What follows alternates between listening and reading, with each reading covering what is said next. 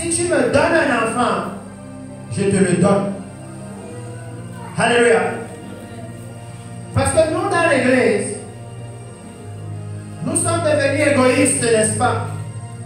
On veut que tu nous donnes un enfant et après on l'amène dans la mondanité. On ne le consacre pas à Dieu. On ne lui enseigne pas les voies de Dieu.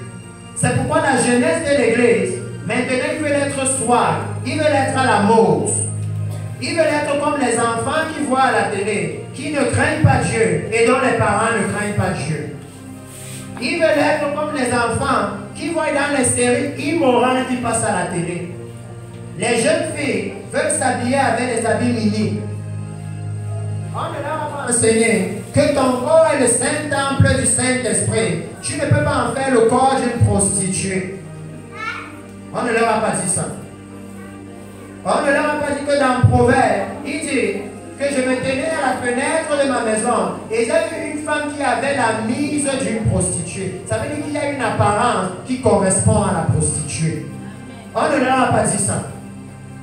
On a dit, Seigneur, donne-nous les enfants. Et quand ils sont nés, on les amène même, que le homme de Dieu bénit les. Et on commence à les enseigner le monde. Alléluia. Il dit que pour Anne, elle a dit non, si tu me le donnes, je te le consacre. Alléluia. Je te le donne. Et quand vous regardez la Bible, tout ce qu'on dit là est vraiment pointilleux. Quand on commence même par vous dire, d'où est-ce qu'était le mari d'Anne? On est en train de commencer à vous dire que regardez, il n'était pas de la tribu de Lévi. Alléluia. Ça veut dire que Samuel n'était pas censé être dans le sacerdoce. Alléluia. C'est très important. Parce qu'il y a un moment où le Seigneur change l'ordre des choses. Alléluia. Parce que son agenda doit s'accomplir. Son agenda doit s'accomplir. Samuel n'était pas de la tribu de Lévi. Mais sa mère a dit, je vais te le consacrer, Seigneur. Alléluia.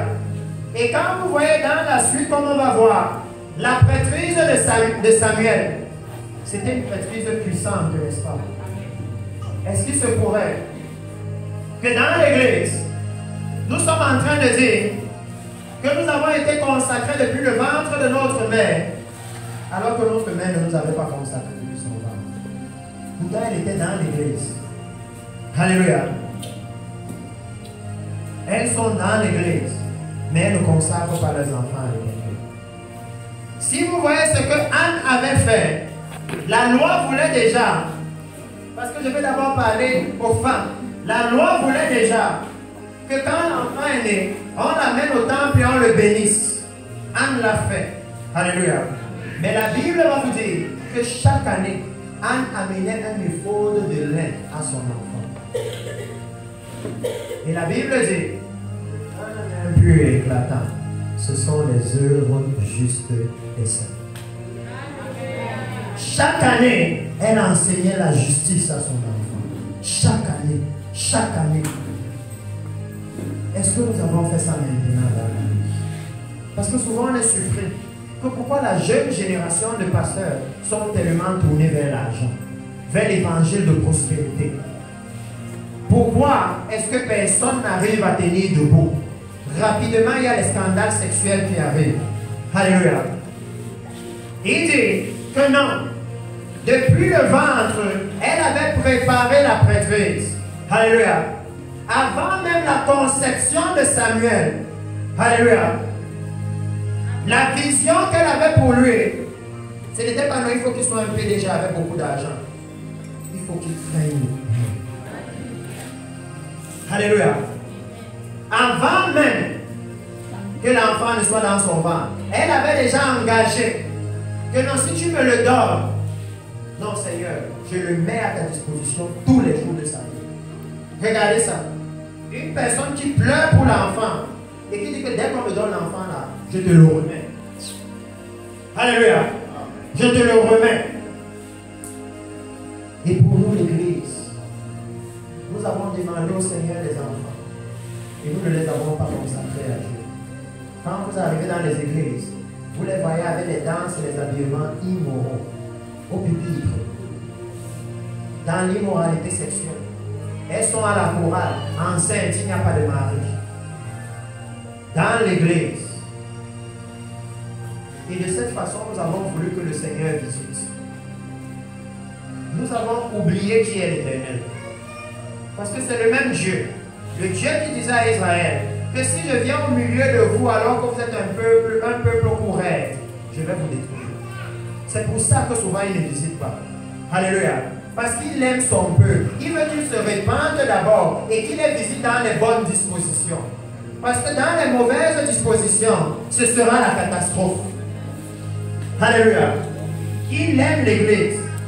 Et vous voyez dans la suite, comment il dit qu'elle a été bénie. Alléluia. Et après ils sont retournés. La Bible dit comment Elkanah va connaître son épouse. Et maintenant elle va lui enfanter un fils. Et lorsqu'elle aura sevré l'enfant, j'avance pour qu'on entre dans le contexte. Elle va maintenant repartir à Silo, accomplir son vœu. Alléluia. Elle va aller à Silo et elle va remettre l'enfant au souverain sacrificateur. Elle va lui dire, j'ai promis l'enfant au Seigneur. Je viens faire ce que j'ai dit. Alléluia. C'est le moment. Monsieur peuple, si le Seigneur a suscité une aussi grande prêtrise, alléluia, il demande à l'église que c'est ce que nous devons faire dès maintenant. Qu'en levant un peu de nos cœurs le projet que ce sera un grand PDG, ce sera un multimilliardaire. Alléluia. Commençons aussi à avoir pour priorité que ce sera un homme de Dieu. Alléluia. Ce sera un homme de Dieu. Je vais l'éduquer selon les voies de l'Éternel. L'enfant, il doit craindre Dieu. Que si le Seigneur me donne un enfant, il ne peut pas aller en enfer. Je ne peux pas accepter ça. Il doit craindre Dieu. Alléluia. Il doit. Sa place, c'est dans la maison du Seigneur. Pas dehors. Je ne peux pas accepter que je le vois à 16 ans aller dans les boîtes de nuit, rentrer sourd à la maison. Non, sa place c'est dans l'église. Alléluia. Si tu as payé 1 million pour corrompre et l'autre a payé 700, c'est la corruption. C'est la corruption. Et le Seigneur lui dit que lui ne gère pas comme ça. Que à l'enlèvement de l'église, de deux qui seront dans un champ, un sera pris et l'autre laissé. Et souvent j'ai réalisé que mais il parle à l'église. Parce qu'il dit que c'est nous le champ du Seigneur. Ah, c'est à nous qui parle. Que le jour-là, c'est ça qui doit définir la vie de l'église. Alléluia. Il dit de deux qui seront dans un champ. Un sera pris, l'autre laissé. Donc le salut, là, ne peut pas être un salut groupé. Alléluia. Ça ne peut pas.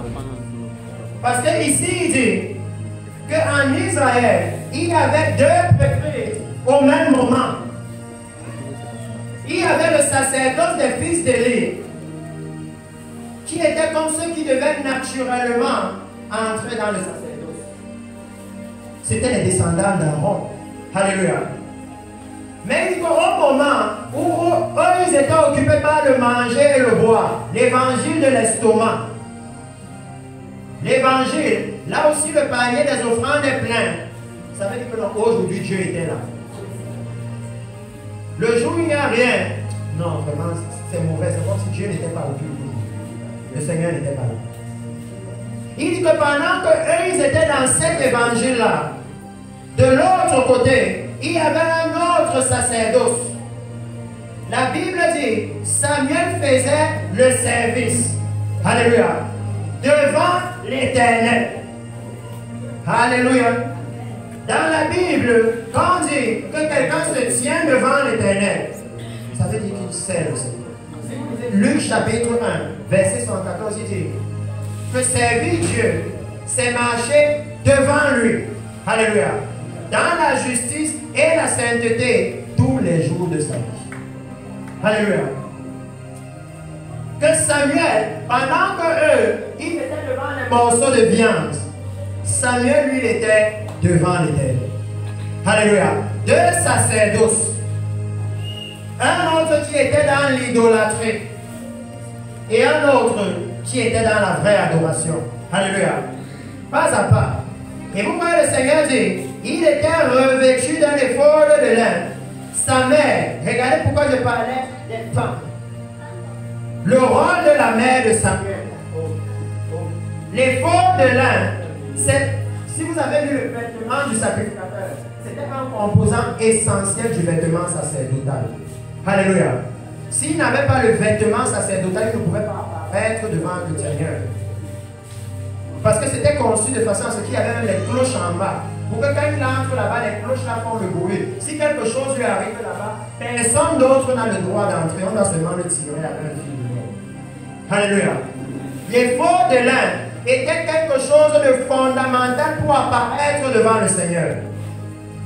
Comme dans Apocalypse 19, il dit que le fin impur et éclatant, ce sont les œuvres justes des saints.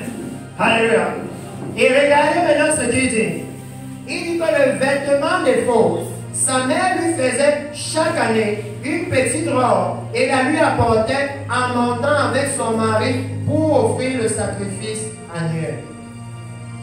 Est-ce que vous voyez le rôle des femmes dans l'église? Comment le vêtement de justice de Samuel venait de sa mère? Alléluia. Quel est le vêtement que nous sommes en train de donner à ceux qui sont en dessous de nous? Est-ce que c'est maintenant le vêtement de l'immoralité? Là où on s'assoit avec eux à 19h pour regarder la série là où il y a un homosexuel. Et ils sont tous drôles. Et le coup où maman était à l'église et que sa fille est restée à la maison, elle rentre et lui demande qu'est-ce qu'il a fait aujourd'hui? Comment ça s'est passé? Et sa fille doit commencer à lui dire ce que l'homme s'y a fait avec la femme là. Comment l'homme s'y trompe la femme là.